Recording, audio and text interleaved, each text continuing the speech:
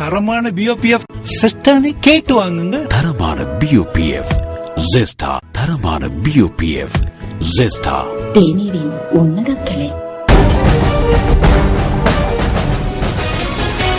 ஜனாதிபதி மஹிந்த ராஜபக்ச உத்தியோகபூர்வ விஜயம் மேற்கொண்டு இன்று அதிகாலை பெலாரஸ் குடியரசுக்கு புறப்பட்டுச் சென்றார்.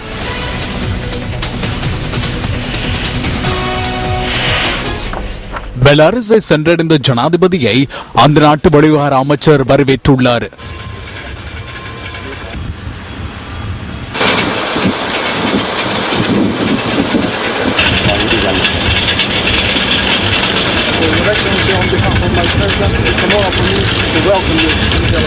பெலாரஸில் நடைபெறவுள்ள வர்த்தக மாநாட்டில் கலந்து கொள்வதற்காக ஜனாதிபதியுடன் இலங்கை வர்த்தக தூதுக்குழு ஒன்றும் இந்த விஜயத்தில் இணைந்துள்ளது. ஜனாதிபதி மஹிந்த ராஜபக்ச 2 நாட்கள் பெலாரஸில் தங்கியிருப்பார் என அறிவிக்கப்பட்டுள்ளது. பெலாரஸ் ஜனாதிபதி அலெக்சாண்டர் லுகஷென்கோ மற்றும் பிரதமர் பேராசிரியர் மிகாயில் மியஸ்னிகோவிச் உள்ளிட்ட அந்த நாட்டின் உயர்மட்ட பிரதிநிதிகளை ஜனாதிபதி சந்திக்க உள்ளார்.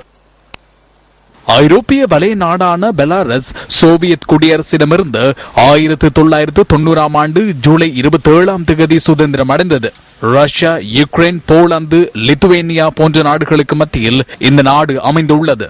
9 கோடி சனத்தொகையை கொண்ட பெலாரஸின் பொருளாதாரத்தில் 51% அரசு வசம் உள்ளது. விவசாயம், எரிசக்தி, தொழிற்சாலை ஆகிய துறைகள் பெலாரஸில் அதிக அளவில் காணப்படுகின்றன. பெலாரஸின் ஜனாதிபதியாக அலெக்சாண்டர் லுகஷென்கோ பதவி வகிக்கிறார். பெலாரஸுக்கு செல்வதற்காக கட்டுநாயக்க விமான நிலையத்திற்கு செல்லும் வழியில் ஜனாதிபதி மஹிந்த ராஜபக்ச கொழும்பு கட்டுநாயக்க அதிவேக வீதியை கண்காணித்துள்ளார். 26 கிலோமீட்டர் கொண்ட கொழும்பு கட்டுநாயக்க அதிவேக வீதி அடுத்த மாதம் திறந்து வைக்கப்பட உள்ளதாக ஜனாதிபதி ஊடக பிரிவு கூறியுள்ளது.